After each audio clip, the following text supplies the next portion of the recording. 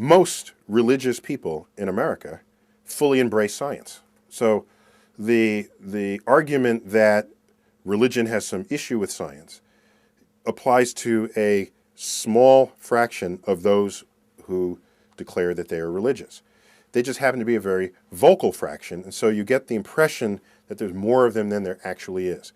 It's actually the minority of religious people who reject science or feel threatened by it or want to sort of undo or restrict where science can go.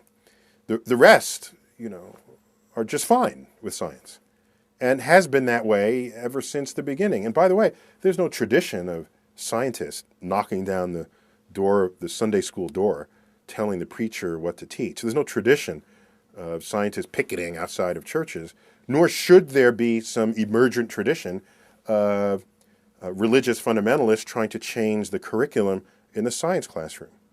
There's been a happy coexistence for centuries, and for that to change now would be unfortunate, because I've seen this happen in other nations and other states where the consequences are that you just basically recede back to the cave, because that's where you land when you undermine the scientific and technological innovations that come about when you're a properly trained scientist or technologist.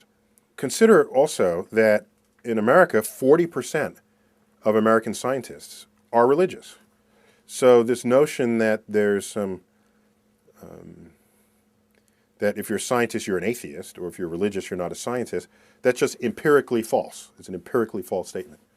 And what I mean by religious is you can pose the question in a way that is unambiguous.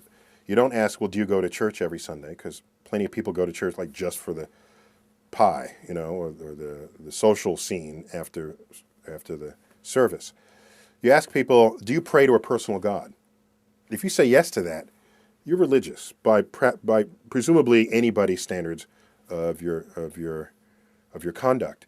And it's the yes to that question that applies to 40% of scientists. So while there are plenty of atheists who are scientists or not scientists, to paint this as some built-in conflict there may be a conflict, but plenty of people in this country coexist in both worlds.